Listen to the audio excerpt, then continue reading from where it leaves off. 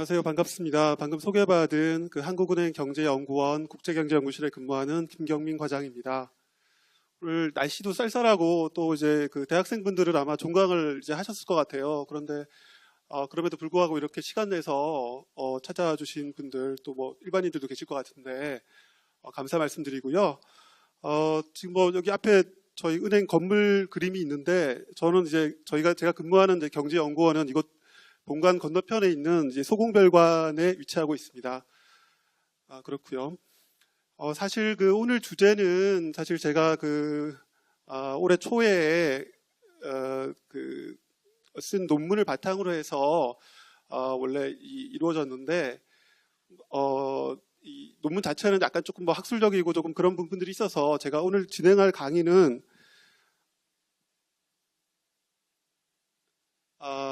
사실 크게 보면 네 가지 파트인데 아마 네 번째 파트가 이제 제가 한 논문의 내용들을 좀 개략적으로 소개해 드리는 부분이 될 것이고요.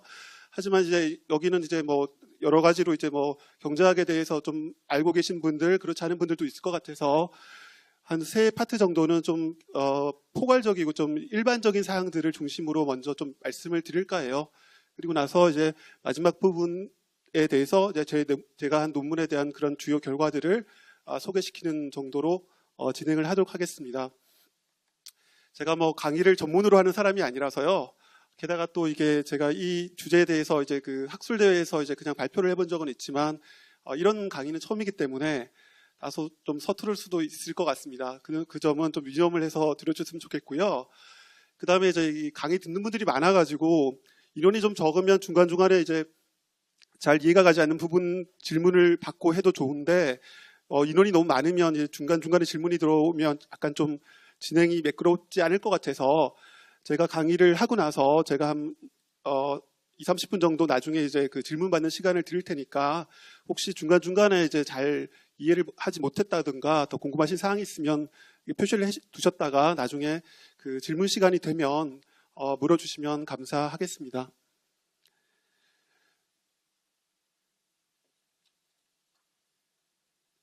그럼 먼저 이제 최근에 그 국제무역 동향에 대해서 좀 말씀을 드리겠는데요. 이것은 이제 뭐 우리나라에 국한되는 것이 아니라 좀 세계적인 어떤 최근의 트렌드를 좀 알려드리는 그런 개념에서 준비를 해봤습니다. 일단 최근 한 20년간 뭐 95년부터 2015년까지가 되겠는데요. 국제무역은 굉장히 빠른 속도로 확대를 해왔습니다. 이 그림을 보시면은 그림은 이제 2005년을 100이라는 지수로 놓고 강전도의 레벨을 갖다가 쭉 표시한 그림이 되겠는데요. 붉은색 실선 부분이 이제 세계의 수출 물량으로 나타낸 그것을 나타내고 그다음 점선 부분은 이제 세계 이제 월드 GDP가 되겠습니다. 보시는 것처럼 세계 GDP에 비해서 이제 세계 수출이 훨씬 더 빠르게 증가해 왔다는 것을 알 수 있겠고요. 대충 보면 한 50년대 이후로 이제 글로벌 경제 위기 이전까지 대체로 한 연 6% 이상의 높은 성장세를 보여왔습니다. 잘 아시는 것처럼 이제 95년은 이제 세계 무역기구 WTO가 출범한 해이기도 하죠. 그래서 굉장히 좀 의미가 있는 그런 해인 것 같은데 하여튼 국제 무역은 최근 굉장히 빠른 속도로 이제 확대되어 왔다. 다만 이제 글로벌 금융위기 이후를 보시면 그림에서 보시는 것처럼 이렇게 꺾이는 부분이 있는데 그 이후에 조금씩 또 회복되는 모습을 보이고 있다. 이렇게 좀 알아두셨으면 좋을 것 같고요. 그러면 이렇게 국제무역이 빠르게 확대된 배경은 무엇이냐? 이렇게 보면 첫 번째로 들 수 있는 것은 이제 무역 비용이 줄어든 것이죠. 그러니까 이제 거대한 뭐 벌크선이라고 하는 거대한 대형 선박, 항공 뭐 이런 운송 수단들이 발달하면서 그런 물류비가 많이 줄어들었고요. 그래서 이제 교역이 활발하게 발생하게 되고 또 우리가 잘 아는 것처럼 ICT 기술이 발전하면서 통신 기술이 발달하다 보니까 이제 서비스 같은 부분도 굉장히 이렇게 교역이 더 활발하게 일어나게 되는 거죠. 그런 부분들이 있고요. 또 한 가지는 이제 다음에 두 번째 파트에서 설명을 드리겠지만은 이 생산이 급속도로 국제화되는 추세에 있기 때문에 예전에는 한 나라에서 모든 것들을 처음부터 다 끝단 데까지 최종적으로 생산을 해서 판매하는 그런 것들이 주류였다면 최근에는 각 필요한 곳에다가 이제 가장 효율적으로 그 중간재를 생산할 수 있는 그런 공급지로부터 중간재를 공급받아서 조립을 한다거나 아니면 또 해외로 이전한다든가 뭐 하여튼 그런 식으로 해서 이 생산 과정이 굉장히 국제화됐다. 그런 부분들이 다른 한편으로 또 국제 무역을 크게 확대시킨 요인이라고 할 수 있겠습니다. 2015년 11월 말 기준으로 보면 현재 그 WTO 회원국은 162개국이나 됩니다. 뭐 굉장히 세계 많은 나라들이 있긴 한데 굉장히 많은 수치고요. 또한 20개국 이상의 국가들은 5년 이내에 이제 또 WTO에 가입하려고 준비를 하는 국가들이 대기를 하고 있습니다. 그럼 현재 그 전혀 이제 가입 의사가 없는 나라들은 어떤 나라들이 있느냐? 저희가 잘 아는 저희 가장 가까운 데 있는 북한이 있고요. 뭐 소말리아라든가 이런 좀 뭐 그런 일부 굉장히 폐쇄적인 국가를 제외한 대부분의 국가들은 이 WTO 시스템에 이제 곧 지금도 들어가 있고 곧 들어가게 됩니다. 다음으로 이제 지역 무역 협정이라는 것이 있는데요. 그 WTO라는 것은 잘 아시는 것처럼 회원국들이 모여서 한번 협의를 맺으면 이것들이 회원국들에게 다 똑같이 적용되는 거잖아요. 그래서 이것을 보통 이제 멀티래터널 어그리먼트라고 하는데 이렇게 다자간의 협상인데 비해서 지역 무역 협정은 협정을 맺은 국가들에 대해서만 제한적으로 이제 뭐 영어로 이제 레시프로컬 상호주의적이라고 하는데 그런 식으로 이제 적용되는 것인데 WTO의 통계에 의하면 현재 한 619건 정도가 이미 발효가 되어 있습니다. 근데 다만 이 카운트는 WTO는 그 재화라든가 서비스에 대한 그 협약을 따로따로 구분을 하기 때문에 실제 아마 우리가 아는 그런 것보다는 조금 더 숫자가 많을 거고요. 잘 아시는 것처럼 뭐 저희도 FTA가 최근에 굉장히 많이 늘어났죠. 최근에 중국과의 FTA를 비롯해서. 그래서 사실 지역무역협정이라고 하는 것은 굉장히 포괄적인 그런 개념이고요. 그러니까 상호주의에 입각해서 무역을 자유화하는 것들을 포괄하는 개념이고 여기서 말하는 지역이라는 것은 단순히 그런 어떤 지리적인 바운드만 얘기하는 것은 아닙니다. 그래서 그 뭐 조금 더 종류를 본다 그러면은 이것은 이제 그 저희 나라도 보시면 이제 한국에도 이제 FTA라는 홈페이지가 따로 별개로 마련돼 있어요. 거기에 있는 자료인데 이제 뭐 단계를 보시면 이제 우리가 잘 알고 있는 자유무역협정, 그러니까 협정을 맺은 국가들과의 관세를 뭐 단계적이긴 하겠지만 결국에는 이제 철폐하게 되는 그런 FTA가 있고요. 뭐 대표적인 것이 이제 나프타 북미 자유무역협정이 있습니다. 그 다음에 좀 더 나가서 자기들 나라만의 관세만 철폐하는 게 아니라 우리 외에 다른 나라들에 대해서 우리는 똑같은 관세를 적용하겠어. 이렇게 할 수 있는데 이것을 이제 관세 동맹, 이제 영어로는 커스텀즈 유니온이라고 부르는 것이고요. 이제 그 남미 국가들이 이제 뭐 아르헨티나라든가 이런 국가들이 이제 있는 이제 멀콜소라고 하는 그런 이제 관세 동맹이 있습니다. 다음으로 좀 더 발전된 단계로 그냥 이제 뭐 그 이렇게 재화만 이동하는 것이 아니라 생산 요소, 뭐 노동이나 자본도 좀 더 자유롭게 이동할 수 있는 그런 것들을 하면 이제 커먼 마켓이라고 부르는데 이것이 과거에 이제 그 지금의 이제 뭐 EC 그다음에 EU의 모태가 됐던 EEC 유로피언 이코노믹 커뮤니티가 이런 형태의 것이었습니다.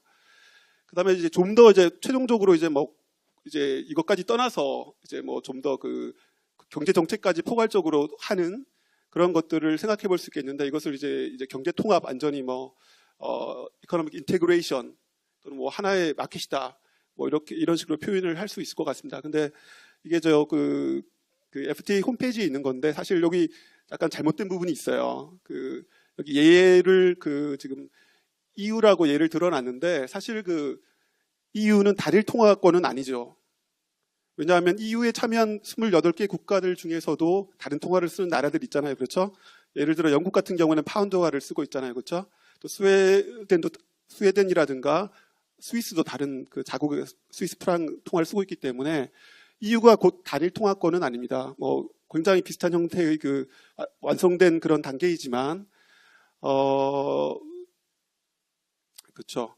그래서 이제 그 EU 중에서도 28개 국가 중에서도 그 유로 통화를 사용하는 나라들은 따로 이렇게 유로존이라는 명칭으로 보통 쓰게 됩니다. 그래서 보통 이제 뭐 교과서라든가 다른 책들을 신문 기사를 보시다가 유로존이 나오고 뭐 EU가 나오면 유로존은 유로화를 같이 쓰는 나라들을 EU 중에서 유로 통화를 사용하는 국가들을 모임이다. 그렇게 이해를 해주시면 되겠습니다.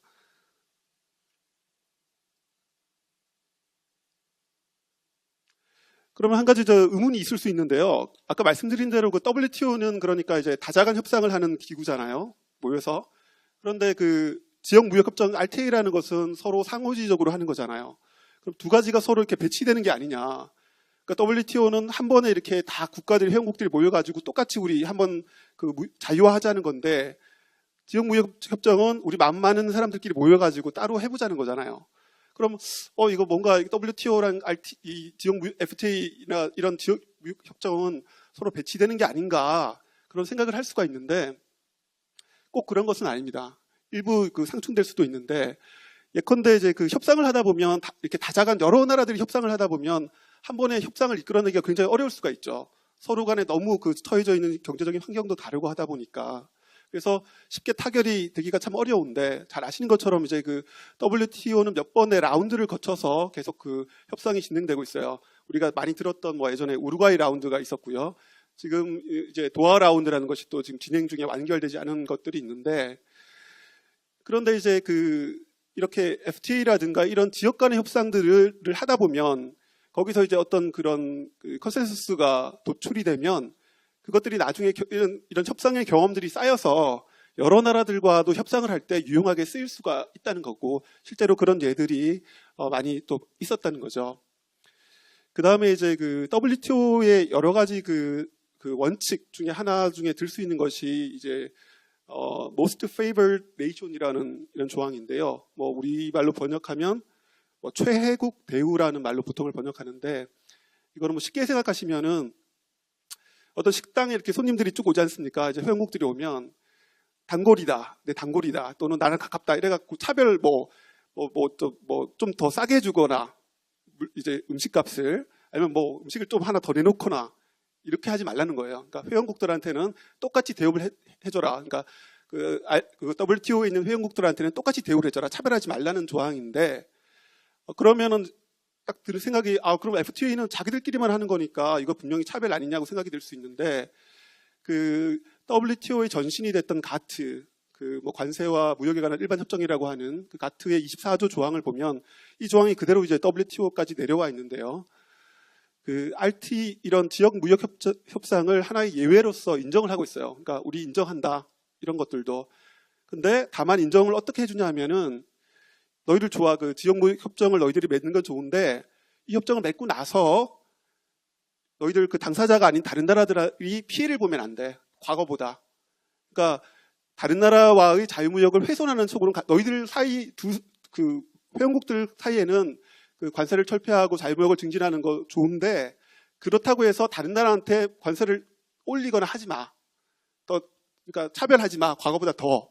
이런 그런 제한적인 요건이 있는 거죠. 그래서 크게 보면 WTO는 이런 지역무역협정, FTA 같은 것들이 자유무역을 증진하는 방향으로 움직인다면 좋아. 그렇게 해도 돼. 이렇게 예외적으로 인정을 하고 있는 거라고 생각을 하시면 되고요.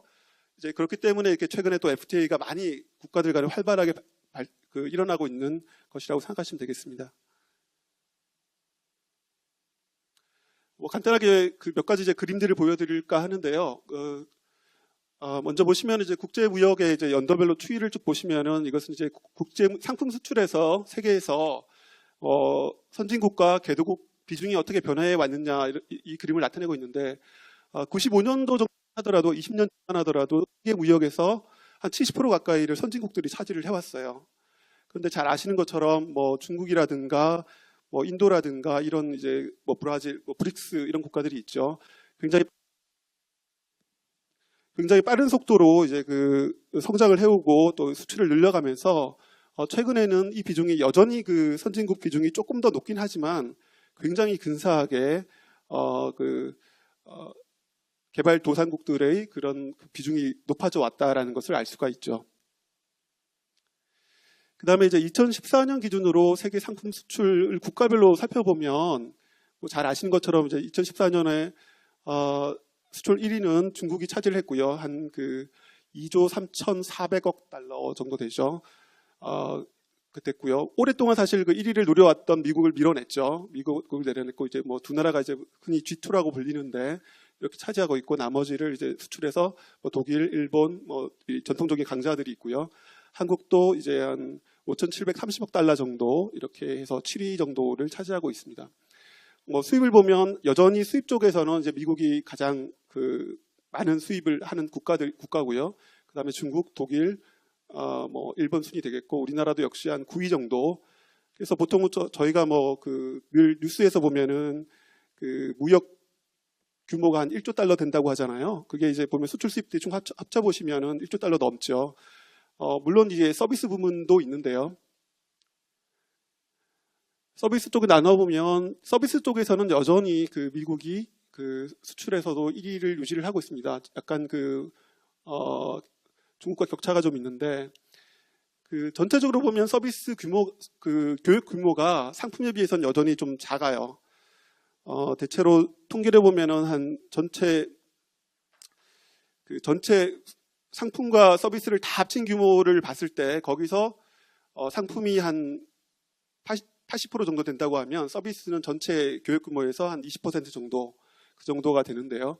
여전히 보시는 것처럼 뭐 그 미국은 여전히 뭐 잘 아시는 것처럼 뭐 정보통신이라든가 뭐 법률, 뭐 의료 서비스 이런 부분에 여전히 그 강국이기 때문에 이런 서비스 분야에는 역시 그 강점을 가지고 있고요. 또 한 가지는 이제 서비스 부문이 사실 그 통계로 잘 안 잡히는 부분들이 좀 있어요. 잡기가 어려운 부분들 그런 부분들이 있어서 사실 그 서비스 부분은 뭐 약간 그 통계상보다는 조금 더 비중이 높다고 보통 얘기를 하고 있죠. 우리나라는 그럼 어딨냐? 우리나라는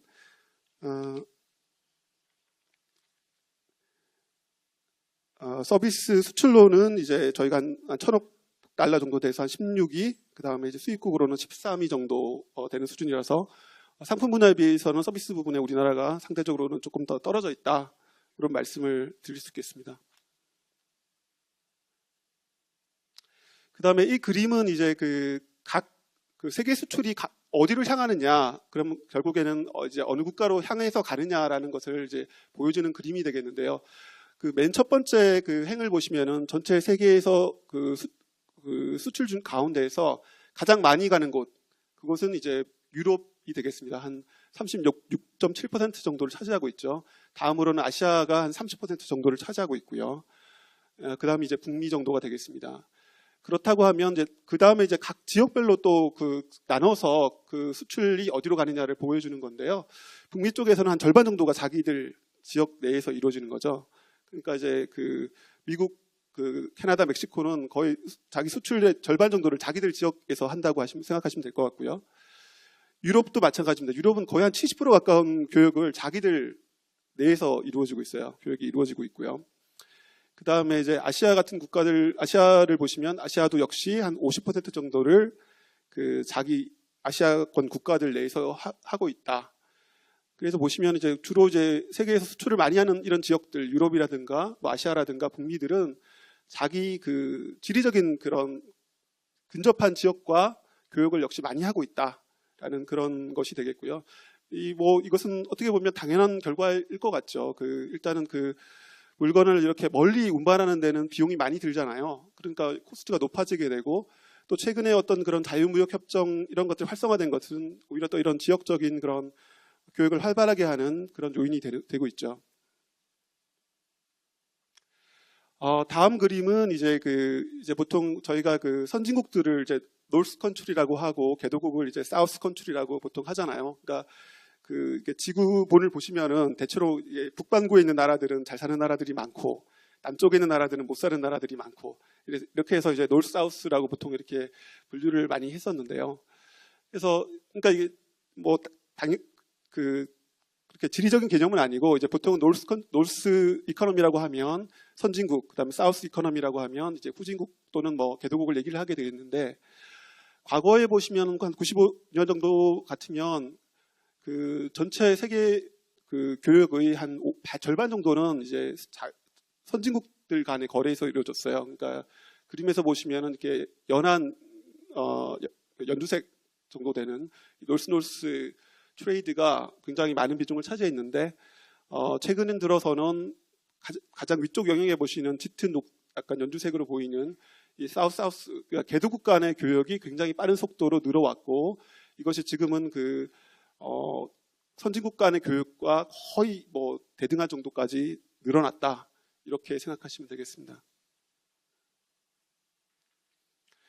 다음 그림은 이제 상품과 서비스 최근에 어떤 그런 수출의 증가율을 보여주고 있는데요.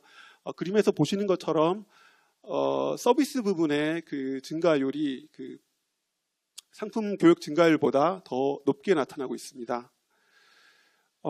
서비스 수출이 이렇게 활성화되는 그런 요인으로는 역시 아까 말씀드린 대로 정보통신 기술 같은 것들이 발달한 이유, 그것들이 충분히 있겠죠. 지금은 예컨대 여러분 소위 이커머스 또는 이러닝 이런 얘기 많이 들리잖아요. 최근에는 사실 그냥 직접적으로 그 지역에 가지 않더라도 인터넷이나 이런 것들을 통해서 이런 것들을 접속이 가능하기 때문에, 예컨대 저희가 여기 와서도 미국 유수대학의 강의를 들을 수 있잖아요. 온라인 시스템을 이용하면.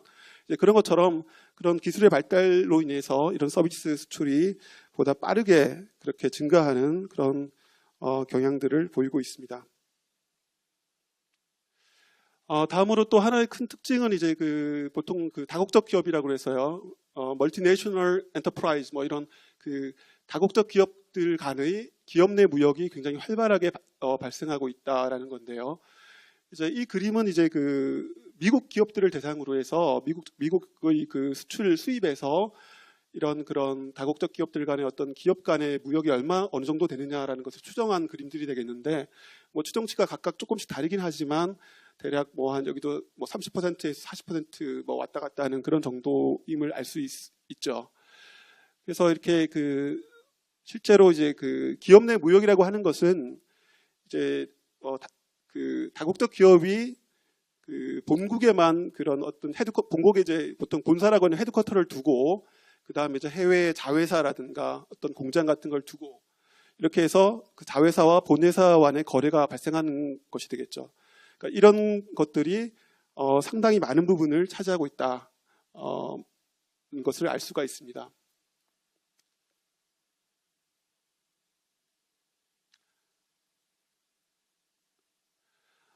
다음으로 이제 최근에 동향에 대해서 마지막 부분이 되겠는데요. 이제 IMF에서 최근에 연구 보고서가 하나 나온 게 있는데, 제목이 이제 이 글로벌 트레이드 슬로우다운이라고 해가지고 최근에 세계 교역이 좀 이렇게 둔화되었는데 왜 그러냐에 대해서 분석을 한 페이퍼를 하나 내놓은 게 있는데, 잘 아시는 것처럼 이제 글로벌 금융위기 이후에 특히 2009년 같은 경우에 세계 교역이 크게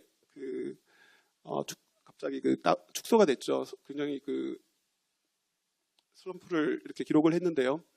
이후에 이제 2010년에 좀 반등을 하긴 했는데, 그 이유를 쭉 보면 특히 2012, 13, 14년도도 마찬가지로 대체로 한 3% 미만의, 아까 제가 말씀드렸을 때 과거에 굉장히 1950년부터 한 2008년까지 연평균으로 6% 이상 성장했다 그랬는데, 지금 이게 굉장히 3%를 밑도는 절반 정도로 툭 떨어진 거니까 이거 왜 이렇게 잘 안 되냐, 단순히 지금 이제 세계 경제가 회복이 좀 더디니까 그걸 따른 거냐, 아니면 또 구조적인 문제가 있는 거냐, 이런 거를 이제 IMF에서 이제 의문을 제기를 해서 분석을 하긴 했는데, 아직 이게 데이터가 많지 않아서, 이런 현상이 나타난 연도가 많지 않아서 확실하진 않은데, 이제 IMF에서는 일부가 이것이 이제 어떤 구조적인 요인인 것 같다라는 그런 것을 발표를 했고요.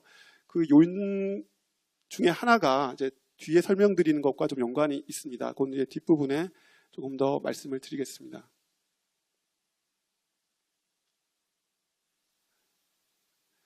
두 번째 파트로 말씀드릴 것은 이제 사실은 제 논문에서 이제 주로 다루었던 부분과 밀접하게 관련이 되어 있습니다. 보통 이제 밸류 체인 해석을 이제 가치 사슬 이렇게도 하고요. 또는 서플라이 체인이라고 해서 아마 경영학 전공하시는 분들은 많이 들어보셨을 거예요. 공급 체인이라고 해서 그런 용어들이 있는데, 보통 이제 이런 밸류 체인이나 서플라이 체인이라고 하는 것은 뭐냐면, 기업이 처음에 이제 제품을 어떤 제품을 생산할 것인지 처음에 어떤 그런 기안부터 해서 설계부터 해가지고 뭐 디자인도 하고 그다음에 뭐 이제 또 생산도 하고 뭐 샘플도 만들고 생산도 하고 그다음에는 이제 또 마케팅도 해야 되고 뭐 최종으로 이제 뭐 유통도 시켜야 되고 나중에 또 애프터 서비스 같은 경우도 하게 되는데 이런 일련의 과정들을 사실은 전체적으로 총괄해서 어떤 그런 밸류 체인 또는 서플라이 체인이라고 부를 수가 있는데 최근에 이제 두드러진 특징 중에 하나는 이런 현상이 이게 국가 간에 굉장히 이렇게 넓게 퍼졌다는 겁니다. 그러니까 한 국가에서만 생산하는 게 아니라 뭐 부품을 이제 A 부품은 이 나라에서, B 부품은 저 나라에서, C 부품은 저 나라에서 가져다 와가지고 뭐 조립하고 이런 식으로 이제 공정이 굉장히 이렇게 퍼졌다는 건데 이 현상을 이제 학술적으로 설명하는 말들이 굉장히 여러 가지가 있어요. 그래서 이제 제가 적어놓은 것처럼 이제 뭐 학자들에 따라서 이것을 이제 수직적인 분업화, vertical specialization이라고 부르는 사람들도 있고, production sharing, 그다음에 slicing of the value chain, 또는 international fragmentation, 그다음에 disintegration of production, 뭐 이런 식으로 뭐 굉장히 다양한 용어들을 쓰고 있는데 대체로 보면 그러니까 이게 어떤 생산 과정이 이렇게 쪼개졌다는 거죠. 여러 나라들로 국가들별로 이렇게 쪼개졌다는 거고요. 여기 대해서 이제 좀 학술적으로 처음 그 연구를 한 사람이 이제 그 미국의 허멜스라는 경제학자가 있는데 이분이 그 2001년도에 분석한 결과에 따르면은 한 1970년에서 1990년 사이에 이 비율이 한 30% 정도 늘어났다. 한 10% 후반에서 뭐 20%한 중반 정도까지 높아졌다. 그리고 이 현상이 그 기간 중에 그 세계 수출이 증가한 것을 상당히 많은 부분 설명한다. 이런 내용의 연구 결과를 발표를 했습니다. 그림으로 다시 보시면 이제 세 개 나라가 이제 이제 컨트리가 1, 2, 3 세 개 국가가 있는데요. 이제 두 번째 국가가 이제 생산을 주로 하는 국가입니다. 근데 이제 첫 번째 국가에서 중간재를 갖다가 이제 수입을 해오죠. 수입을 해와서 B를 보시면은 이제 국산 중간재가 있어요. 국내에서 생산된 중간재가 있고, 그 다음에 또 이제 C를 보시면은 자본이나 노동을 결합하고 그렇게 해서 이제 최종재를 생산을 하게 되죠. 생산을 하고 그 다음에 이제 이것을 이제 일부는 그 국내 시장에 판매를 하고요. 이제 D라고 표시된 부분이고요. E라고 표시한 부분은 이제 엑스포트 제3국에 수출을 하게 되는 거죠. 그래서 이제 두 번째 국가가 이제 최종재를 생산하더라도 그 중에서 이제 생산에 투입되는 중간재의 일부분이 이제 첫 번째 국가에서 이렇게 오게 된다. 그러니까 이 중간재를 전부 다 자기 나라에서 다 공급받는 게 아니라 다른 나라로부터 공급받게 된다는 거죠. 뭐 많이 인용되는 사례가 있는데 이것이 이제 그 바비 인형의 사례가 될 수 있겠습니다. 그 미국이 보면 이제 뭐 요즘에는 국내도 많이 들어온 것 같은데 이제 토이저러스라고 하는 그런 굉장히 장난감을 그 전문으로 만드는 업체가 있어요. 근데 이 업체도 이제 생산 비용이 싸니까 주로 중국에서 이제 그 제품을 그 완제품을 받아다가 이제 자기가 미국 시장에서도 팔고 해외 시장에 팔고 하는데 이렇게 그 바비 인형을 만들려고 할지라도 처음에 이제 그 단계를 보시면은 이게 처음에 이제 그 사우디아라비아에서 이제 원유를 들여오는 거죠. 원유를 들여오면 대만 쪽에서 이것을 가지고 이용해서 이제 플라스틱 기본 이제 그 물체들을 만들어요. 이렇게 뭐 보니까 동글동글한 이제 뭐 이런 식으로 된 그런 알갱이 같은 것들을 만들고요. 그 다음에 이제 뭐 미국에서 또 이제 여러 가지 뭐 이게 그 색깔을 입히는 염료라든가 뭐 이런 그 다음에 이제 그 그러니까 인형을 만드는 틀 이런 것들을 가져오고 그 다음에 또 뭐 일본에서는 이제 뭐 머리 같은 걸 만들기 위해서 이제 나일론으로 된 머리 뭐 이런 걸 가져오고 그 다음에 이제 중국에서 최종적으로 이제 여러 가지들을 결합해가지고 조립한 다음에 이제 미국에 넘기는 거죠. 근데 이게 미국에서 이게 대충 소매가로 한 예컨대 한 10불 정도에 팔린다고 하잖아요. 근데 중국에서 이제 공장 가격이 얼마 정도 될 것 같아요? 공장 가격이 연구 결과에 따지면 한 2불 정도예요. 2불에 받아와서 자국 뭐 이런 데 한 10불에 파는 거죠. 물론 뭐 그렇게 되는데, 그러니까 부가가치를 생각해 보면 사실은 이게 중국에서 한 게 특히 부가가치로 보면 그럼 그 중에서 순전히 2불 중에서 중국에서 한 게 얼마 되느냐 또 연구를 해보니까 한 35센트 정도 된다 그래요. 그러니까 뒤에 말씀을 드리겠지만 이런 분업화는 기존에 우리가 알고 있는 그런 무역 통계가 좀 이렇게 잘못되었다기보다는 전체의 어떤 그림을 보여주지 않을 수도 있다는 그런 사례를 보여줄 수가 있어요.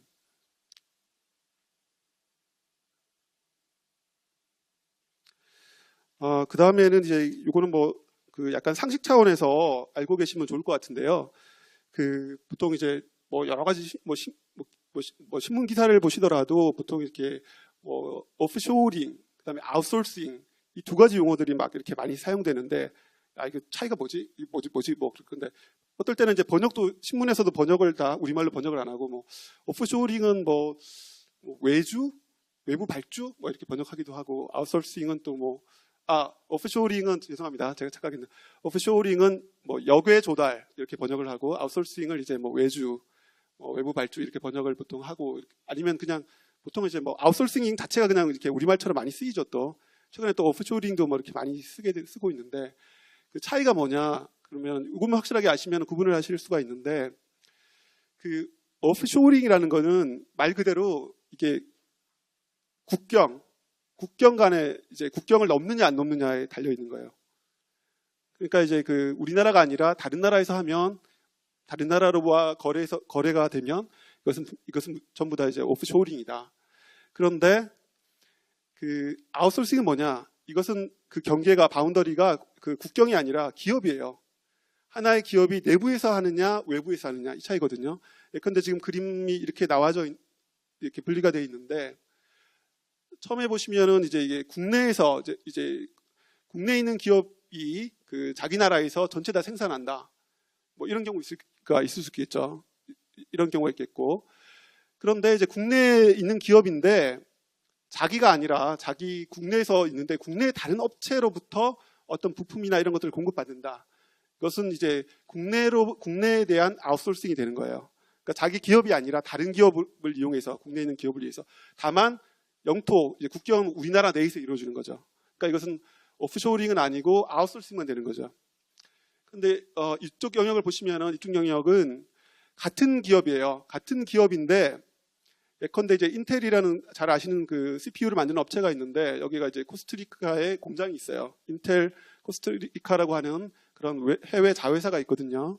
근데 이 회사를 설립해서 이렇게 거래를 하게 되면 가져오게 되면 이것은 이제 그 인텔이라는 하나의 회사예요. 그러니까 이것은 그 아웃소싱은 아니죠. 인소싱인데 다만 이제 영토가 이제 국경을 넘는 거예요. 그래서 이것은 이제 그 오프쇼어링이 되는 거죠. 마지막으로 보시면 이제 두 가지다. 오프쇼어, 아웃소싱이 있을 수 있어요. 이거는 그 다른 나라 그리고 다른 기업으로부터 받아오는 거죠. 그런데 이제 나이키라든가 애플 같은 경우에가 많이 이렇게 하고 있는데 뭐 애플도 아시는 것처럼 그 뭐 삼성에서 이제 저희 삼성으로부터 뭐 메모리 같은 것들을 이렇게 받고요. 또 다른 대만 업체가 이렇게 조립을 해서 뭐 아이폰이나 아이패드 같은 경우를 최종적으로 이렇게 판매하는 그런 것들을 가지고 있죠. 그래서 다시 말씀드리면 오프쇼어링은 국경에 관련된 개념이다. 그 다음에 아웃소싱은 기업에 대한 것을 경계로 한다. 이렇게 구분하시면 쉽게 이게 두 가지를 구분하실 수 있을 거예요.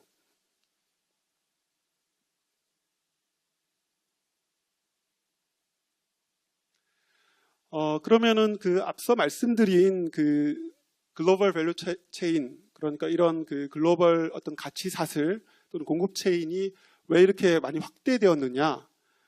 그 요인은 뭐 세계 무역의 그 확대된 요인과 같은 건데요.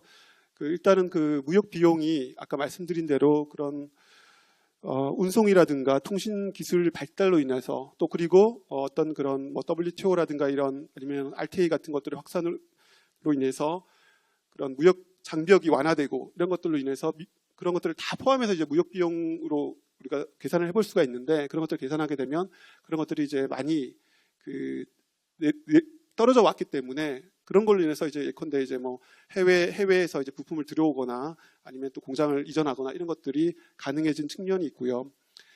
다른 한편으로는 아까도 말씀드린 것처럼 이제 다국적 기업들이 많이 활동을 하다 보니까 이제 다국적 기업들은 어느 나라인지는 중요치 않아요. 우리나라에서 굳이 생산할 필요가 없고 다만 내가 필요한 거를 가장 싼 값에 생산할 수 있는 곳에서 생산하면 되는 거죠. 그러니까 이 국경을 넘어서 가장 자기한테 유리한 효율적으로 생산할 수 있는 것들을 찾아서 이렇게 옮겨 가서 그쪽에 생산을 하게 되기 때문에 이런 것 과정들이 그러니까 예컨대 중간재를 꼭 우리나라에서 할 필요 없어. 저쪽 나라가 더 싸게 베트남이나 이런 나라들이 더 싸게 공급할 수 있다면 그쪽으로 가는 거죠. 그쪽으로 외주를 주든지 공장을 짓든지 이렇게 하다 보니까 이런 것들이 이제 그런 어떻게 보면은 그런 어떤 그런 생산을 결정하는 입지 결정을 하는 것들이 한 나라에 국한되는 게 아니라 전 세계를 대상으로 이루어지게 된다. 그렇게 생각하시면 될 것 같습니다. 이것은 이제 OECD에서 이제 국가 간에 그러면 그런 어떤 수직적인 분업화율이라고 할까요? 아니면은 더 쉽게 이해하시면은 한 국가가 수출하는 것 중에서 외국으로부터 들어온 어떤 중간재의 비중이 얼마나 되느냐, 이런 것들을 산출을 해본 것이 되겠습니다. 뒤에 들어가서 구체적으로 어떻게 산출하는지에 대해서 조금 더 말씀을 드릴 건데요. 대충 계산을 해보니까, 좀 높은 국가들이 보면 이제 아시아의 약간 스몰 오픈 이코노미, 소규모 개방 경제들이 대만이라든가 싱가포르, 우리나라 같은 경우가 태국 이런 나라들이 거의 40%대 굉장히 좀 높은 그런 수준이고요. 그 다음에 이제 또 다른 국가들이 좀 있고, 좀 낮은 나라들이 이제 특징적으로 낮은 나라들이 보면 이제 미국하고 그다음에 일본 같은 그런 나라들이 될 것 같아요. 그래서 이제 국가 이렇게 계산을 해보고 나서 이제 학자들이 그러면은 왜 이렇게 차이가 있느냐, 가능한 요인들이 뭐가 있을까 생각을 이제 해봤는데, 한 가지 들 수 있는 것은 이제 그 나라의 경제 규모예요. 영토의 크기도 되겠고, 그 나라가 이제 큰 국가 같으면은 자기 나라의 자원도 많고, 그 다음에 또 이게 자기 나라에서 조달할 수 있는 여지가 많기 때문에 이제 경제 규모가 크면 굳이 외국에서 안 들어올 수도 있다, 그런 가능성이 하나 있고요. 그 다음에 이제 일본은 주로 잘 아시는 것처럼 주로 이제 그 중간재 이런 부품 쪽에 강점을 갖고 있는 나라이기 때문에 아까 말씀드린 공급 체인이 보면 이렇게 컨트리 A 1, 2, 3 이렇게 쭉 부품을 쭉 수입해가지고 이제 최종재를 생산하는 국가들이 있을 수 있는데, 그런 가치사슬, 이 밸류 체인의 앞단계에 있다는 거죠. 앞단계에 있는 부품을 공급하는 국가이면 상대적으로 더 앞에서 오는 건 없잖아요. 그러니까 뒤로 갈수록 그런 비중이 높아지겠죠. 이렇게 외국에서 자꾸 수입해갖고 최종 조립하는 과정만 있으면.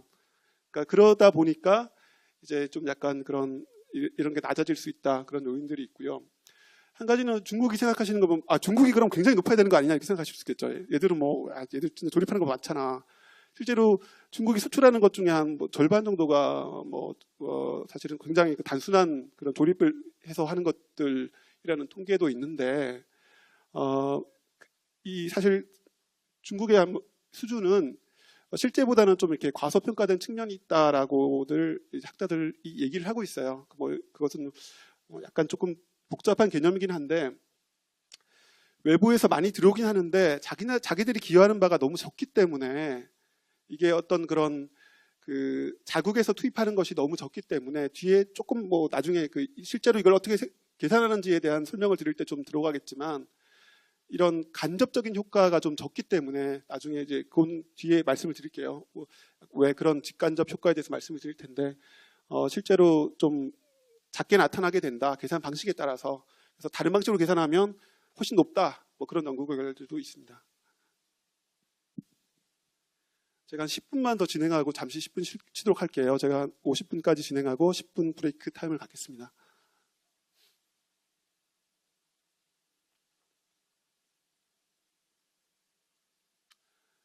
근데 이제 이렇게 빨리 진행이 된 글로벌 밸류 체인의 확산이 최근에는 약간 좀 둔화됐다라는 그런 이제 분석들이 나오고 있고요. 아까 처음에 보여드린 적이 있는 세계 교역이 최근에 둔화된 요인, IMF는 사실 이 요인이 좀 크지 않느냐라고 지적을 하고 있어요. 그러니까 이제 과거부터 쭉 보면 굉장히 많이 급속히 진행된 건 사실인데, 이게 어느 정도 갈 때까지 간 거 아니냐, 더 이상 높아지기 어려운 거 아니냐라는 좀 여러 가지 분석 결과들을 내놓고 있는데요. 근데 이것이 진짜 구조적인지 경기적인지는 아직까지 명확하지는 않아요. 앞으로 좀 더 시간이 지나봐야지 분명할 것 같고, 그런데 이제 약간 그런 일부에서 생각하는 것들 중에 하나는, 이런 어떤 수요가 둔화가 되면 최종재보다는 중간재 쪽에서 샥이 더 크게 올 수 있다, 이런 그 생각들을 내놓은 사람들이 있어요. 예컨대 왜냐하면 이제 우리가 재고 관리를이라는 게 있잖아요. 그러니까 안 팔리면 일단 그 창고에 쌓아두는 거죠. 그리고 나중에 좋으면 생산을 늘리지 않고 쌓아놨다가 이제 주문이 많이 들어오면 내놓는 거죠. 그러니까 최종재 단계에서는 이게 가능하다는 거예요. 그러니까 그 최종재를 생산하는 쪽에서는 이제 그러니까 재고 관리를 가능하게 되는데, 근데 이제 최종재를 생산하는 쪽에서 이렇게 재고 관리에 들어가게 되면 어떻게 돼요? 중간재 더 구입할 필요 없죠. 공장을 안 돌리잖아요. 안 돌리든 아니면 뭐 가동률을 낮추든. 그러면 중간재 쪽에서는 훨씬 더 이게 타격이 클 수 있다는 거고, 뭐 그런 것들이 이런 약간 그런 중간재 교육이 좀 둔화되는 측면이 있지 않느냐, 이렇게 이런 식으로 이제 설명을 내놓고 있는 부분도 있고요. 하지만 이것은 이제 좀 더 지켜봐야 되겠다. 이게 이제 뭐 너무나 이제 올 때까지 온 것인지 그것은 조금 더 진행해봐야 될 것 같고요. 네, 예컨대 이제 뭐 중국은 굉장히 이제 많이 그 성장이 이제 빨리 일어났다가 이제 조정을 받는 과정에 있고, 지금 인도는 생각보다는 그렇게 중국을 대체할 만큼의 어떤 그런 성장의 어떤 전 세계에 대한 기여도는 아직까지 미흡하다고 이제 판단하고 있기 때문에 개도국 중에서 이제 어디가 이끌어 나갈 수 있을지 이런 부분은 이제 굉장히 좀 과거보다는 불확실한 상황이다. 뭐 그렇게도 생각을 할 수 있겠고요. 그 다음에 이렇게 글로벌 밸류체인이 확산되면서 아까 제가 이런 교육 통계가 약간 이렇게 저희한테 확실한 정보를 안 줄 수 있는 측면이 생긴다고 할 수 있는데, 근데 예를 하나 들어보죠. 이제 A가 이제 우리나라고요, B가 중국이고요, C가 미국이에요. 근데 이 중국이 우리나라에서 부품을 100을 들여왔어요. 100이라는 뭐 쉽게 $100 정도를 들여왔다. 뭐. 그리고 나서 이거를 뭐 조립을 하든 뭘 해서 이제 그거를 $110에 이제 미국에 팔았다. 이렇게 되는 거죠. 그러면 이제 수출 통계는 어떻게 되는? 수출 통계는 한국이 중국에 100불을 수출했다. 그다음에 중국이 미국에 110불을 수출했다. 이게 통계가 잡히는 건데, 근데 이거를 실제로 이제 자기가 생산에 얼마만큼 순기여했느냐, 부가가치 기준으로 보게 되면 사실은 한국이 기여한 것은 100이죠. 그러니까 부가가치 기준으로 보면 전체 수출로 보면 한국은 미국에 수출을 안 했어요. 통계로 안 잡히는데 부가가치 기준으로 보면 실제로는 한국이 중국에 100을 수출한 거죠. 그 다음에 중국이 수출한 거는 10밖에 안 된다.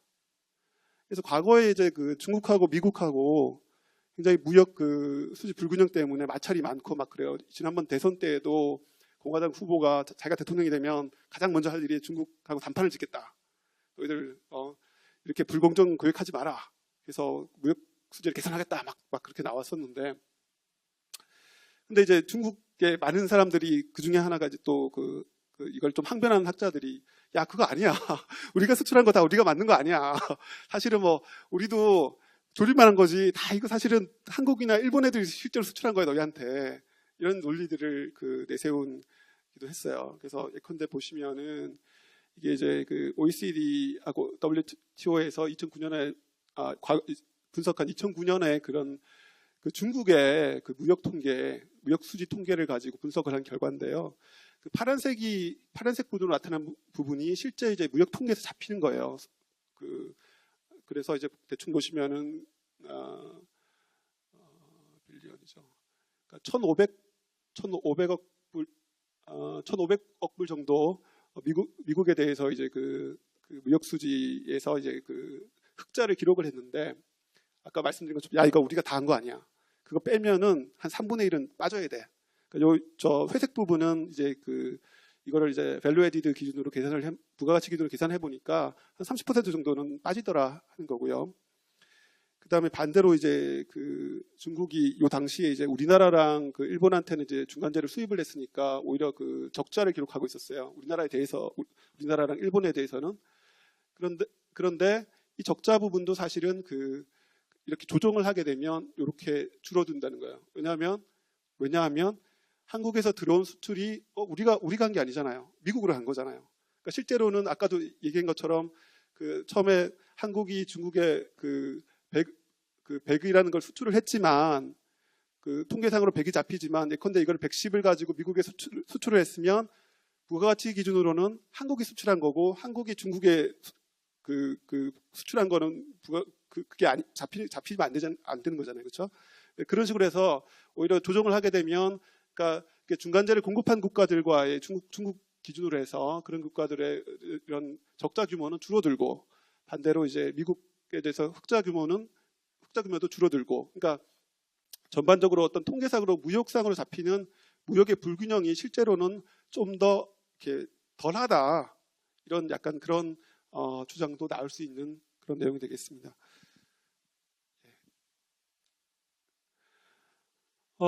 시사점, 이게 확산되는 시사점 뭐 여러 가지가 있을 수 있겠는데, 뭐 한 가지라고 하면, 실제로 지금은 뭐 과거보다 관세라든가 뭐 이런 것들 20년 전 비교하면 많이 낮아졌어요. 많이 낮아졌는데, 우리가 앞에서 본 것처럼 이렇게 중간재가 여러 나라들 국경을 거치면서 뭐 한 나라가 아니라 두 나라, 세 나라 이렇게 거칠 수가 있죠.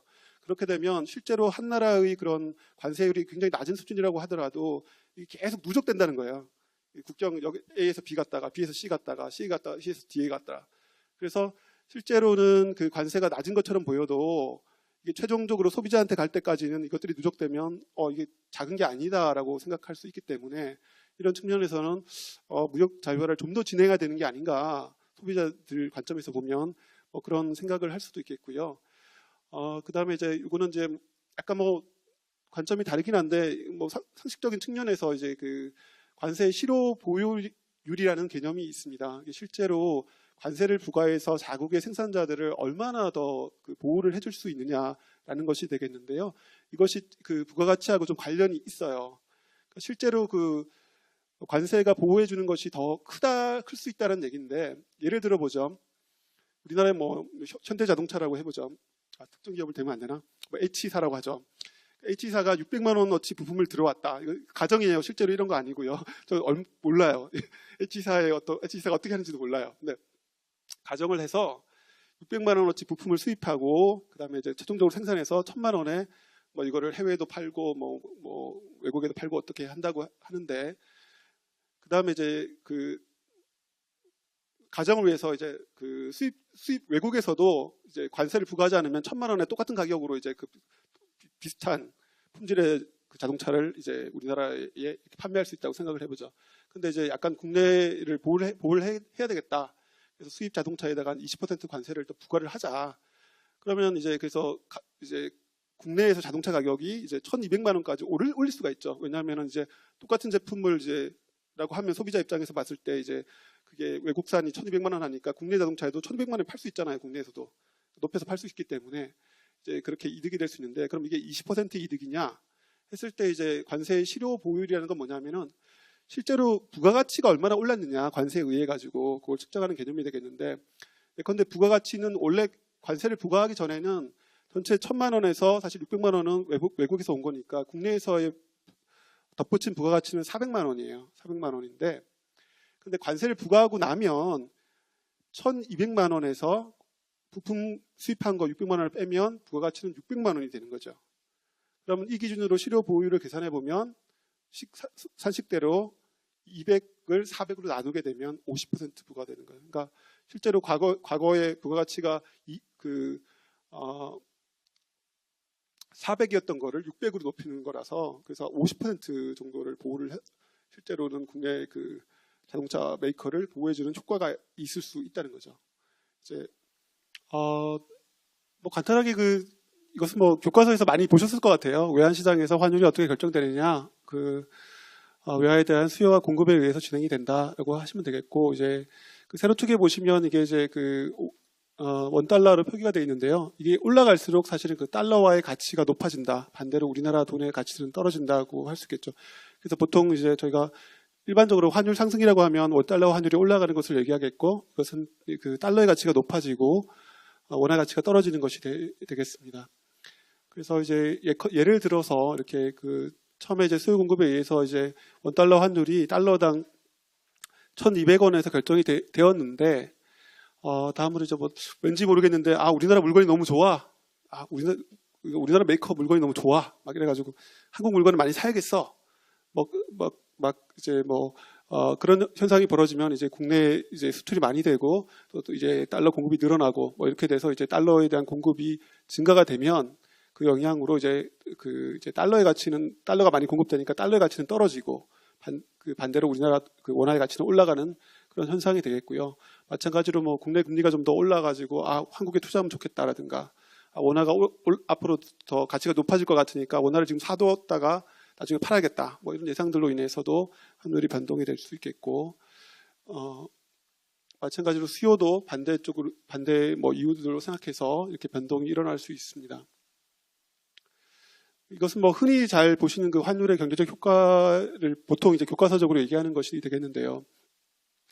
환율이 오른다. 그러니까 이제 그 원달러로 표기된 환율이 오른다고 하면 이제 원화가 평가가 절하되었다고 얘기하고, 그러면 보통 우리는 이제 이건 수출에는 좋다. 수출 가격은 떨어지고, 그다음에 이제 그 수입 가격이 올라서 수입은 줄어든다. 그래서 경상수지는 좋아지고, 물가 중에서는 이제 수입산 그 제품들의 가격이 높아지니까 이게 국내 물가에 대한 상승 요인으로 작용하게 된다. 그렇게 얘기가 되고, 그다음에 이제 외자 이제 뭐 달러로 이제 돈을 빌린 기업들 같은 경우에는 이게 이제 달러 가치가 높아지고 우리나라 돈 가치가 떨어지면 원화로 갚아야 될 만한 부담은 더 높아진다. 그래서 이제 환율은 변동하면 경제 여러 부분에 영향을 많이 미치게 된다라고 할 수 있는데, 그게 보시는 것처럼 뭐 한 방향으로 다 좋은 건 아니죠. 그래서 뭐 무조건 뭐 환율이 높아야 된다, 낮아야 된다. 한번 신문 기사 보시면 아실 거예요.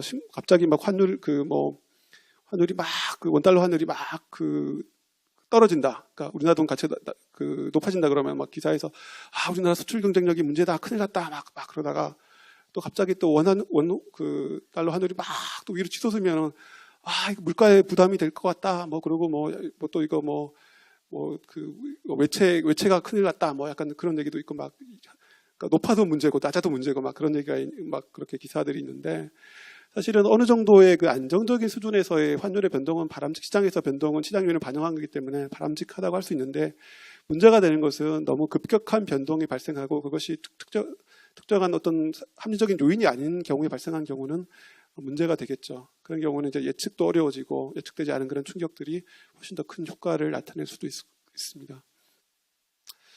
이제 뭐 소식도 나오고 좀 이제 더 뭐 좀 그런데 이제 오늘 그 강의 중에서 꼭 기억하고 가셔야 되겠다. 오늘 배운 것 중에서 제일 그래도 좀 머릿속에 기억하고 싶으시면 좋겠다고 생각하는 건 사실은 저는 바로 이 개념이에요.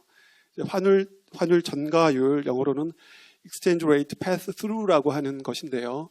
이것을 기억하고 가셨으면 좋겠다라고 하는 것인데, 예컨대 아까 저 환율의 경제적인 영향을 얘기했잖아요. 환율이 변하면 어떻게 될 것 같다, 어떻게 될 것 같다, 어떻게 될 것 같다 이렇게 쭉 얘기를 하는데, 자 그럼 그런 경제적 효과가 나타나려고 하면 한 가지 요인 중에 하나는 그럼 도대체 얼마나 영향이 줄 건데, 얼마나 가격이 예컨대 뭐 그 환율이 그 원달러 환율이 올랐을 때 그래 국내 가격이 얼마나 오를까, 국내 가격이 물가가 수입품인 가격이 올라서 그럼 수입품 가격이 얼마나 변할까를 사실 알아야 되잖아요, 그렇죠?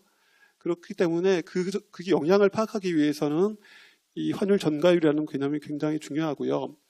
그래서 이제 개념적으로 보면 예컨대 이제 뭐 그 미달러라고 한다면 이제 원달러 환율이 예컨대 1% 변화했을 때 원달러를 썼으면 이제 상승했다고 하는 것은 이제 원화 가치가 떨어졌다는 얘기인데, 그랬을 경우에 이제 수입국 통화로 표시한 수입 가격의 변화율. 예컨대 우리나라가 수입하는 국가라고 하면, 수입국이라고 하면 그것은 이제 그 원화로 표시한 그 수입 상품의 그 가격의 변화율이 되겠고요. 반대로 미국이 수입국이라고 한다면 달러로 표시한 그 상품의 그 가격의 변화율이 되겠죠. 근데 지금은 이제 이 수식은 일단 뒤에 나오는 제 논문과 그 맞추기 위해서 일단 지금 이렇게 정리를 했는데, 이제 PH 스타 이제 홈 컨트리인데, 여기서는 이제 쉽게 얘기해서 보통 이제 홈 컨트리는 뭐 우리나라라고 생각하실 건데, 여기선 뒤에 나오는 그 논문과 맞추기 위해서 이제 미국을 기준으로 했어요. 그러니까 미국이고, 여기서 스타는 이제 수입한 제품을 표시하는 건데, 그래서 이제 미국이 예컨대 우리나라 상품을 수입해 올 때 그런 달러로 표시한 수입 가격, 예컨대 미국이 한국으로부터 수입하는 가격인데, 예컨대 1불에 수입하는 그런 상품이 있다 그랬을 때, 그러니까 1불이다 이런 말이 되겠고요. 그 다음에 이제 요 부분 PF 스타로 표시한 부분은 그 한국의 원화 표시 수출 가격이에요. 그러니까 예컨대 1,200원에 팔아야겠다. 어떤 제품을, 이 제품 1,200원에 팔아야 되겠다 했을 때 이제 1,200원이 되는 것이고, 그 다음에 2로 표기된 부분이, 이 부분이 이제 원달러 환율이에요. 그래서 예컨대 원달러 환율이 현재 달러당 1,200원이다라고 하면 이 식에 의하면 1,200원을 가격을 매겼는데 지금 그 환율이 달러당 1,200원이니까 이것은 1불에 팔면 되는 거죠. 그래서 이런 식의 관계가 되는데 이걸 수학적으로 이걸 나눠서 보게 되면 이 변화율 자체, 이제 로그의 변화율이 변화율 자체가 이제 증가율 개념이 되기 때문에 이것이 이제 이런 식으로 다시 바꿔질 수 있을 것이고요. 그렇게 되면 이제 이 부분 그 환율 양국 간의 환율이 1% 변할 때 그 수입한 국가의 통화를 표시한, 그러니까 여기서는 달러인데요. 가격이 얼마나 변할 것인가 그 비율이 결정되는 비율을 이제 우리는 보통 환율 전가율이라고 부르게 됩니다. 환율 전가율이라고 부르게 되고요. 그것은 이 두 가지로 분해해 볼 수 있는데 예컨대 이 부분은 무엇이냐 하면은 환율이 변했을 때 그 PF 스타가 한국의 원화표시 수출 가격이라고 했잖아요. 그러니까 그 한국에 수출하는 그 기업이 그 한 원화로 표시한 가격을 어떻게 바꿀 것이냐 하는 것이에요. 예를 들어서 이 한국의 원화표시 수출 가격을 환율이 변했는데도 바꾸지 않았다. 그럼 바로 이 텀이 이제 그냥 0이 돼 버리는 것이고요. 그럼 환율 전가율은 그대로 똑같이 이제 1% 동일하게 변화하는 것으로 나타나게 됩니다. 예컨대 한국의 원화표시 수출 원달러 환율이 1,200원에서 한 10% 정도 변해서 1,320원이 됐다고 하면 1,320원이 돼서 한 10% 정도 변했다고 했을 때 그 원화표시 수출 가격을 그대로 변하지 않으면 그러면 그 달러로 표시한 가격은 0.9달러가 되는 거예요. 똑같이 10% 변하게 되고 10% 떨어지게 되는 거고 바로 그 이 식에 의하면 그렇게 이루어지는 거죠. 그래서 보통 저희가 예컨대 수출한 국가에서 자기 나라 통화로 표시한 그 상품의 가격을 변화시키지 않는다, 그 가격을 변화시키지 않는다고 하면 이런 경우에는 이제 완전한 환율 전거가 일어난다고 보통 얘기를 하게 되고 그게 아니라 어떠한 이유에서인지 모르겠지만 그 원화로 표시한 예컨대 우리나라 기업들이 그 수출 가격을 변화하게 된다면 이것은 그 완전한 환율 전가가 아니라 불완전한 환율 전가가 발생할 수 있다라는 것이고요. 근데 실제로 이제 실증 분석을 해본 대부분의 결과는 거의 대부분의 나라, 거의 뭐 대부분의 경우에 불완전한 환율 전가가 실제로 발생한다. 그러니까 대부분 환율이 변동할 때 수출 업자들은 자국 통화로 표시한 상품의 가격도 변동을 시킨다라는 결론을 얻고 있습니다. 이것은 이 캄파와 골드버그라는 그 경제학자들이 각국을 대상으로 이제 뭐 장기, 단기 나눠서 보통 단기는 한 1분기 정도, 장기는 한 1년 정도가 되겠는데요. 그런 그 환율 전가율을 수입품에 대해서 이제 살펴봤는데 국가별로 굉장히 그 차이가 많이 나는 것을 알 수가 있죠. 특히 굉장히 미국이 굉장히 수준이 낮은데 뭐 여러 가지 요인들을 얘기하는 사람들이 있습니다. 뭐 특히 이것도 경제적 규모와도 관계가 있고 또 뭐 이 미국 굉장히 수입품 간의 경쟁이 치열한 시장이기 때문에 이 환율을 전가하기 어렵다. 뭐 그런 분석도 있고요. 그러니까 여하튼 실제로 환율이 변동하더라도 그것을 다 상품 가격에 이제 수입품 가격에 반영하지는 않는다라는 것이 실증 분석의 결과이고요. 그럼 왜 그렇게 다 반영하지 않는 걸까? 환율 변동을 다 그냥 수입품 가격에 반영할 수 있으면 사실 더 좋겠죠. 뭐 어떤 요인이 발생했을 때 기업 입장에서는 그걸 다 가격에 다 전가시켜버리면 좋겠는데 그러지 않는 이유는 무엇일까라는 것들인데 크게 보면 두 가지 요인 정도를 생각을 해볼 수 있는데 한 가지는 이제 뭐 노벨상을 받은 유명한 이제 폴 크루그먼이 얘기한 것인데요. 이것이 이제 프라이싱 투 마켓이라고 해서 기업들은 그 시장을 중요시하는 가격을 결정한다. 그러니까 자기 마음대로 결정할 수 있는 게 아니라 자기가 가격을 막 올려버리면 경쟁자들이 가격을 안 올리면 시장 점유율이 떨어지니까 그리고 그런 경우를 우려해서 실제로 생각해서 이제 예컨대 이제 원화 환율이 절상이 됐어요. 원화 환율이 절상이 되면 사실 뭐 미국 같은 경우에서는 이제 저희 수출하는 상품의 가격을 올려야 되거든요. 그건 또 뒷부분에 조금 더 다시 말씀을 드리겠는데 그런데 그러지 않는 이유는 무엇이냐? 가격을 올렸을 때 우리 그 시장 점유율이 떨어지지 않겠느냐라는 우려 때문에 어느 정도는 좀 우리가 버퍼라고 하죠. 완충을 해야 되겠다. 그래서 어느 정도 흡수하자.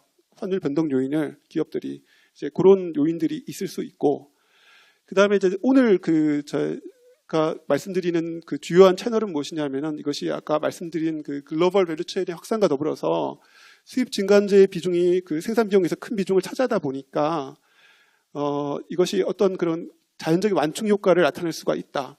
거죠. 예컨대 그건 뒤에 조금 더 뭐 설명을 드리겠는데, 그러니까 예컨대 원화가 절상이 되면 원화의 가치가 높아지면 우리가 외국에서 사는 상품의 가격을 올려야 되는데 일부분 상쇄해 줄 수 있는 요인이 무엇이냐면은 우리가 수입하는 그 수입 중간재 가격이 떨어져서 비용이 절감되는 효과가 있다는 겁니다. 그건 뒤에 조금 더 설명을 드릴게요. 그래서 이 효과들을 고려하면 이런 불안전한 환율 증가가 발생할 수 있다는 것이 있고요. 한 가지는 뭐 메뉴 비용을 많이 들어보셨을 거예요. 뭐 매크로 수업을 들어보셨으면 기업들이 뭐 가격을 그때그때 조정하는 게 아니라 가격을 변동하는데도 그 메뉴를 새로 고치는데도 비용이 들기 때문에 그래서 이제 그때그때마다 하는 건 아니다. 뭐 그런 얘기들도 있고요.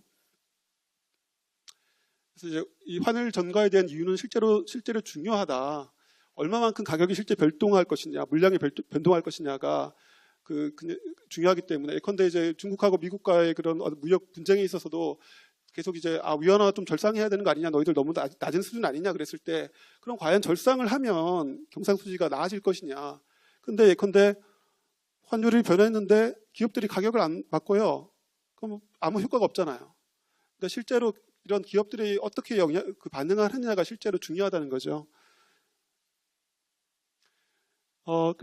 이제 마지막 네 번째 이제 파트가 들어왔는데요. 그래서 이런 연구들이 처음에 주목받게 된 것은 이제 1985년도에 이제 플라자 합의라는 것이 있었는데 당시에 이제 미국이 굉장히 그 쌍둥이 적자라고 해서 레이건 정부가 굉장히 그런 이제 무역 수지 적자, 그다음에 재정 수지 적자 때문에 굉장히 경제적으로 어려움을 겪어서 이때는 그런데 미국이 굉장히 파워가 있었죠.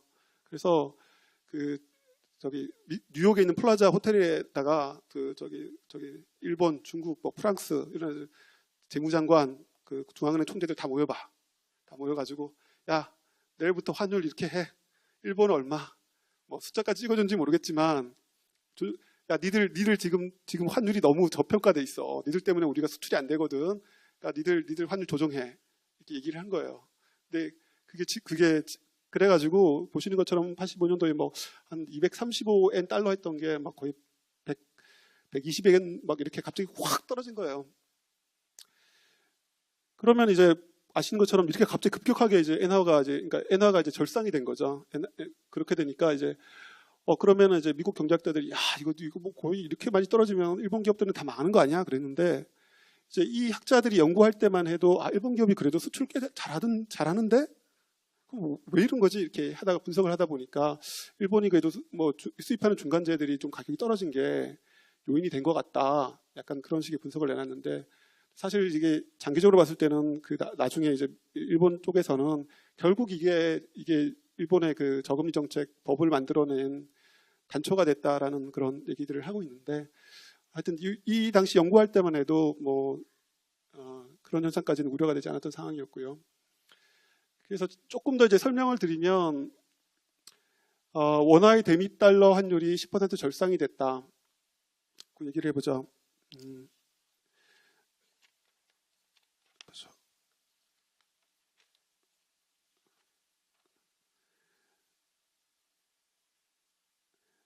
근데 이제 뭐 현재가 1,200원에서 1,080원 정도로 이제 원달러 환율이 내려갔다. 뭐 이렇게 생각을 해보게 되면 세 가지 경우에 이제 기업이 있어요. 기업이 있고 편의를 위해서 이 기업들 그냥 뭐 이유는 무시하고 생산 비용대로 가격을 매겨서 파는 거예요. 뭐 이렇게 쉽게 생각을 했는데 첫 번째 기업은 그러니까 또 가정하기를 이제 미국에서 중간재를 수입해서 그냥 미국에다 다시 최종재를 수출하는 거예요. 이런 단순한 가정을 해서 보면 그런데 미국에서 중간재를 하나도 안 들어오는 기업이 있어요. 그러면 이제 원화 생산 비용은 오로지 국내에서만 드는 거잖아요. 그러니까 원화만 이제 생산 비용이 드는데 그러면 왜 가격을 올려야 되냐? 그러면 예컨대 그 1불에 팔아서 옛날에는 1,200원 자기가 생산 비용이 1,200원이었고 이걸 1불에 팔았어요. 근데 지금 환율이 1,080원이 됐잖아요. 똑같이 가격을 1불 유지하게 되면 1,080원이 들어오는 거예요. 그럼 생산비를 커버할 수 없잖아요. 그렇죠? 없게 되죠. 가격을 올려야 되는 거예요. 그러니까 쉽게 얘기해서는 이제 생산 비용 1,200원을 이제 결국 미국에서 돈을 들여오는 거니까 마치 이것은 달러로 표시한 생산 비용이 10%로 증가하는 거랑 같은 거예요. 그러니까 가격을 올릴 수밖에 없는 거죠. 기업 입장에서는 가격을 올릴 수밖에 없는 거예요. 근데 반대로 얘기해서 거꾸로 얘기하면 원화 표시 생산 비용은 안 변해요. 이 기업은 원화 표시로 한 건 안 비용을 하지 않는데 이것을 달러로 환산했을 때 10%가 증가한다는 거죠. 근데 두 번째 기업이 있는데 이 기업은 자기 그 생산 비용 중에 한 50% 정도를 미국에서 수입을 해와요. 이런 기업 같은 경우에는 예컨대 1,200원이 생산 비용이었으면 600원은 그대로 있죠. 국내에서 그대로 이게 있는데 나머지 그 600원에 해당되는 부분에 대해서는 가격이 그 10% 오르는 부분이 있겠죠. 그러니까 절반만 10% 오르니까 이 경우에는 달러로 표시한 생산 비용은 5% 증가, 원화로 표시한 생산 비용도 5% 증가하는 거예요. 그래서 이 경우에는 이제 그 달러로 표시한 상품을 뭐 1불 팔던 거를 예컨대 1.5센트, 1달러 55센트 뭐 이렇게 5% 높여야 되는 거고요. 마지막으로 이제 전부 다 예컨대 그냥 뭐 중간재를 다 들여와 가지고 그거를 또 수출하는 기업이 있다고 가정을 해보면 뭐 이런 기업은 없겠지만 가정을 해보면 이런 경우에는 뭐 생산 비용이 달러로 원래 베이스가 돼 있기 때문에 환율이 아무리 변한다고 해도 달러 표시 생산 비용은 변하지 않겠죠. 그래서 이런 기업은 그대로 일부러 팔 수 있는 거예요, 그냥. 그렇죠? 그러니까 이런 것들이 이제 생산 그 비용에 영향을 주기 때문에 수입 증간제로 인해서 이런 것들이 달러 환율의 변동을 그럼 완충할 수가 있다. 이런 완충 효과는 수입 증간제를 많이 쓸수록 이런 완충 효과가 크게 나타나는 거예요. 그런 말씀을 드릴 수 있겠고요. 시간이 생각보다 많이 없네요. 제가 3시 반까지만 강의라고 질문을 받으려고 했기 때문에 좀 빨리 진행을 하겠습니다. 이거 뭐 계산하는 방법은 이제 뭐 산업연관표 같은 것을 이용해서 저 같은 경우 이제 계산을 했고요. 뭐 직접 투입한 부분만 예컨대 이것은 그냥 바로 직접적으로 예컨대 하나의 제품을 생산한다고 했을 때 거기 들어간 수입 중간재가 얼마냐 비율만 계산하는 것이라고 생각하시면 되고요. 그다음에 직간접 투입 두 번째 부분이 이게 이제 아까 OECD에서도 계산된 방법인데 이것은 이제 직접적으로 투입된 것뿐만 아니라 간접적으로 투입된 부분까지 포함하는 거예요. 그래서 이것을 하기 위해서 예컨대 예를 들어 보면 자동차를 만드는데 저희가 예컨대 현대 자동차에서 포스코에서 뭐 강판을 사 오잖아요. 그럼 사실 강판이라는 것은 국내에서 만든 중간재죠. 근데 이 강판을 만들기 위해서는 또 필요한 제일 멀리 나가면 철광석도 있을 것이고 또 외부에서 들어온 또 중간재가 있잖아요. 그렇게 연쇄적으로 쭉 찾아나가는 것들을 다 합친 것이라고 생각하시면 되겠어요. 그래서 직간접 투입을 포함하면 직접 투입보다 당연히 더 높아지게 되겠죠. 그 수준이.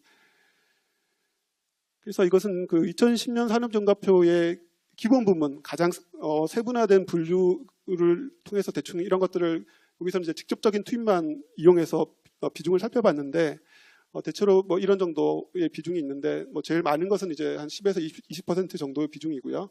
물론 간접 비중까지 합치면 훨씬 더 높아지게 됩니다.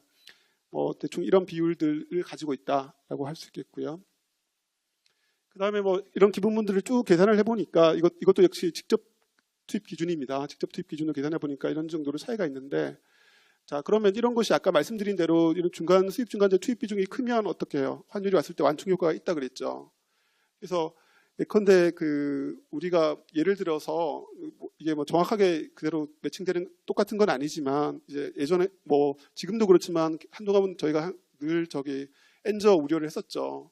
엔화가 이렇게 가치가 떨어져서 우리나라 수출 경쟁력이 떨어지는 거 아니냐. 근데 예를 들어 보죠. 근데 일본에서 우리가 중간재를 많이 수입을 하게 된다고 했을 때 엔화 가치가 떨어지고 우리나라 가치가 상대적으로 올라갔다. 그러면 이제 우리 수출 경쟁력이 떨어진다는 얘기인데 상대적으로 어느 정도 완충을 해줄 수 있는 게 뭐냐면 일본에서 들어오는 수입 중간재 비중이 많은 기업들은 어떻겠어요? 비용이 절감되는 효과가 있겠죠. 그런 기업들은 그래도 조금 더 덜하겠죠. 근데 예컨대 그래서 보면 예컨대 중간재를 석유화학이라든가 반도체나 이런 쪽에서 예컨대 일본에서 기계라든가 다른 어떤 그런 중간재를 많이 들어온다고 하면 상대적으로 좀 엔저 영향력이 적을 수 있는데 밑에 보시면 자동차 같은 경우에는 지금은 그런 부분이 상대적으로 낮다고 하면 훨씬 더 충격이 더 클 수 있겠죠, 그렇죠? 상대적으로 봤을 때. 그래서 똑같은 환율 충격이 오더라도 실제로 부문 간에 그런 영향력이 달라질 수 있다. 이런 것이 하나 시사점이 될 수 있겠습니다. 그래서 제가 한 것은 이제 기본적으로 수출 단가를 이용해서 이런 환율 변동이 실제로 그런 영향력을 주는지를 이제 파악해 본 것이 되겠고요. 이 부분은 약간 좀 기술적인 거라서 넘어가겠고요. 이것도 뭐 모형이 있는데 기본적으로 모형은 이제 변수들만 간단하게 설명을 드릴게요. 처음에 이제 설명하고 싶은 부분은 뭐냐면은 우리나라가 이제 여기 D라는 건 이제 데스티네이션, 우리나라가 수출하는 대상국이에요. 수입하는 국가겠죠. 그다음에 P라는 것은 이제 제품을 이제 프로덕트를 얘기하는 거고, J라는 것은 이 제품이 속해 있는 산업연관표상의 기본 부문이에요. 왜냐하면 불행히도 이제 제품별로의 그 수입 중간재 비중을 구할 수가 없었기 때문에 가정을 한 거죠. 그러니까 같은 부문에 속하는 제품들은 동일한 그런 비중을 가지고 있다라고 가정을 하고, 그랬을 때에 이런 원화로 표시한 수출 가격, 아까 앞서서 한 그 노테이션에 따르면은 PF 스타예요. PF 스타. 그러니까 원화로 표시한 수출 가격이에요. 그것이 되겠고요. T는 물론 그 연도를 얘기를 하는 것이고요. 그다음에 이것은 상대국 간의 환율. 그런데 미국 같으면은 이제 원달러 환율이 되겠고요. 그다음에 이제 중요한 변수가 여기 교차항으로 쓰인 것이 바로 이것이 이제 수입 중간재 투입 비중이 되는 거예요. 그래서 아까도 말씀드린 것처럼 이제 그 환율이 변동했을 때 기업들이 그 환율 변동에 대해서 그 PF 스타, 즉 그 자기 나라 그 원화로 표시한 그 수출 가격을 변화시킨다면 아까 불완전한 환율 증가가 발생한다고 했잖아요. 그래서 예를 들어서 지금 이 모형에서 보고 싶은 것은 일단 이 B1, B2 스타에 중점을 두는 거고, 특히 B2 스타 이 부분이 그 수입 중간재 비중이 높을수록 더 그 조정을 많이 한다.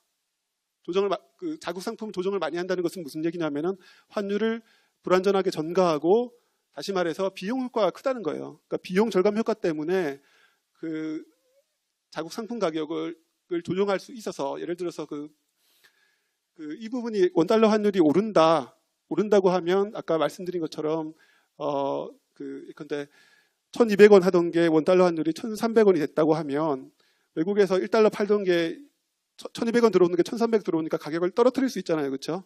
가격을 떨어뜨려도 되는 거잖아요. 그렇죠? 근데 반대로 수입 중간재를 수입하는 기업은 그 수입하는 것도 이제 환율이 올랐으니까 비싸지죠. 그렇죠? 비싸죠. 그러니까 거기서 비용이 오르는 효과가 있기 때문에 그만큼 그 가격을 떨어뜨릴 수 없는 거예요. 가격을 떨어뜨릴 수 없는데, 그것이 이제 어떻게 되냐면 그 원화로 표시한 상품을 가격을 이제 올린다. 그러니까 비용 상승 효과가 발생한다는 거죠. 이 부분이 비용 상승 효과가 발생해서 그 원화 표시 가격을 올릴 수밖에 없다라는 그런 모형이 되기 때문에 이제 주로 보는 것은 이 부분이 이제 플러스 효과가 있느냐라는 것이 되겠고요. 나머지는 뭐 국내 부문을 통제하는 이제 요인들이 있고, 또 나머지 또 픽스트 이펙트라고 하는데 이런 통제 변수들을 사용했습니다. 그래서 분석을 했고요. 뭐 이 부분은 뭐 이런 지표가 있습니다. 이런 지표가 있는데 이제 현시 비교 우위 지수라는 것이 있는데, 이것은 우리나라 제품이 이제 보통 국제 무역에서 뭐 비교 우위가 있냐 없냐 뭐 이렇게 많이 결정하는데, 그럼 현실적으로 어떻게 파악할 수 있느냐라고 고민을 했을 때 만들어낸 지표인데요. 쉽게 생각하셔가지고 이제 이 부분이 분자 부분은 이제 우리나라 총 수출에서 특정 제품 P가 차지하는 비중이 되겠습니다. 그다음에 분모 부분은 세계 전체 수출에서 P 제품이 차지하는 비중이 되겠는데, 이 우리나라 수출에서 P 제품이 차지하는 비중이 전 세계 수출에서 P 제품이 차지하는 비중보다 크다. 이 값이 1보다 크다고 하면 이 P 제품에서 우리나라가 비교 우위가 있다. 이렇게 판단하는 그런 지표가 되겠습니다. 그렇고요. 그다음에 뭐 이 부분은 조금 더 관심 있으신 부분 보시면 될 것 같고요. 제가 중점을 둔 것은 이제 2003년부터 2009년까지 2005년 산업연관표를 이용해서 계산한 그 수입 중간재 투입 비중을 가지고 이제 모형을 살펴봤을 때 봤더니 이제 이런 정도의 유의하게 차이가 발생하더라. 뭐 여러 변수들을 또 추가를 하고 사용을 했지만 뭐 비슷한 수준에서 안정적인 흐름을 나타내고 있고요. 다음으로 이제 뭐 이번에는 그 기간을 좀 더 늘리는데, 기간을 이제 2003년부터 2013년까지 확장을 했는데, 다만 이제 2005년 것을 그대로 쓰기에는 기간이 너무 늘어났기 때문에, 그리고 또 한 가지는 이제 산업연관표에서 이제 부문 분류가 바뀌었기 때문에 이거를 그대로 쓰기는 곤란하고, 아까 뭐 218개 부문이 있었다고 했는데 그 중에서 이제 부문 분류가 변하지 않은 것만 대상으로 해서 다시 한번 분석을 해본 것이 되겠고요. 비슷하게 해서 이제 그런 약간 그런 산업연관표를 달리하거나 아니면 좀 연장 그 사이 구간 없는 값들을 연장하는 그 기법을 사용해서 분석해 봤을 때도 이런 부분들이 역시 양의 값으로 유의한 영향이 있어서 실제로 비용 효과가 발생한다. 이제 뭐 그렇게 이제 결론을 내렸습니다. 이외에도 뭐 여러 다른 방법들을 좀 써봤는데 뭐 그래도 거의 비슷한 결론을 얻었고요. 그래서 정리를 하면 오늘 그러니까 이제 네 번째 파트에서 제가 뭐 그 논문의 내용을 주로 정리를 한다고 하면 첫 번째로 이제 수출 부문별로 보면 이 수입 중간재 생산 비용에서 수입 중간재가 차지하는 비중은 상당히 다르다. 이 사실은 이제 그 실제로 환율 충격이 왔을 때 각 부문 또는 제품 뭐 기업별로 그런 영향력은 달라질 수 있다라는 그런 내용이 되겠고요. 그래서 이제 실제로 추정을 해봤더니 아까 뭐 개수 추정 수치를 이용해 보면 실제로 이제 부문별로 환율 전가율이 한 30% 포인트까지 차이가 날 수 있겠다. 그러니까 가장 환율 전가가 높은 부문, 뭐 이렇게 뭐 이게 석유화학 관련되는 제품들 그런 제품들 뭐 있고요. 그다음에 이제 뭐 전혀 이제 수입 중간재를 쓰지 않는 그런 그 제조업 제품 그런 제품 뭐냐? 이제 뭐 우리나라에서 우리나라 고기를 가공한 제품, 그렇죠? 그런 거는 거의 뭐 쓸 일이 없을 테니까 그런 경우에 거의 0에 가까울 때 뭐 그런 차이 0은 아니고 0에 근사하겠죠. 약간은 있는데 뭐 전혀 없다고는 할 수 없고 그 말씀드리겠고요. 그 다음에 이제 아까 뭐 말씀을 안 드렸는데 제가 아까 현시 선호 현시 비교 우위 지수라는 것을 설명을 드렸는데요. 그것을 추가해서 이제 설명을 해보니까 이제 그 부분도 마찬가지로 그 현시 비교 우위 지수가 높은 그것은 이제 우리나라 그 상대적으로 경쟁 우위가 있다는 제품인데 그런 제품은 당연히 이제 그 수출 가격이 좀 더 높더라. 그리고 환율 전가율은 더 좀 낮게 나타났더라. 요 요인은 이제 요 논문에서 바로 그 요인을 분석한 것은 아닌데 한 가지 그 가능성은 뭐냐면은 아까 제가 그 시장 중시 가격 설정 방식 말씀드린 대로 기업들이 이런 환율 변동을 완충을 할 수 있느냐 없느냐는 그 기업의 능력에 달려 있는 건데 예컨대 이제 그 수출 경쟁력이 높을수록 경쟁력이 있고 이런 기업들은 그런 완충할 수 있는 능력이 더 커서 보통은 좀 뭐 규모가 더 크든지 아니면 이제 하여튼 좀 잘하는 기업들 그런 기업들은 이런 완충할 수 있는 여지가 있어서 환율 충격을 그대로 내보내지 않고 좀 이렇게 완충을 하게 된다. 이제 그런 요인 때문이 아닐까 이렇게 생각이 듭니다. 그러면 오늘 오랜 시간 동안 강의 들으셔서 감사하고요. 그 뭐 혹시나 정말 학술적으로 관심이 계신다. 저는 별로 없을 것 같은데 그러신 분이 있으면 사실 이 경제 분석이라는 저희 그 한국은행 경제연구원에서 나오는 학술지가 있는데 작년 2호 두 번째 이제 그 6월달에 발간된 책자에 제가 쓴 논문이 있습니다. 그래서 혹시 학술적으로 좀 더 뭐 관심이 있는 분들은 찾아보셔도 좋겠습니다. 그리고 혹시 뭐 나중에 강의 내용이 궁금하신 게 있으면 나중에 저기 뭐 자료에 이메일 주소가 있으니까 그렇게 문의를 주셔도 되겠습니다. 고맙습니다.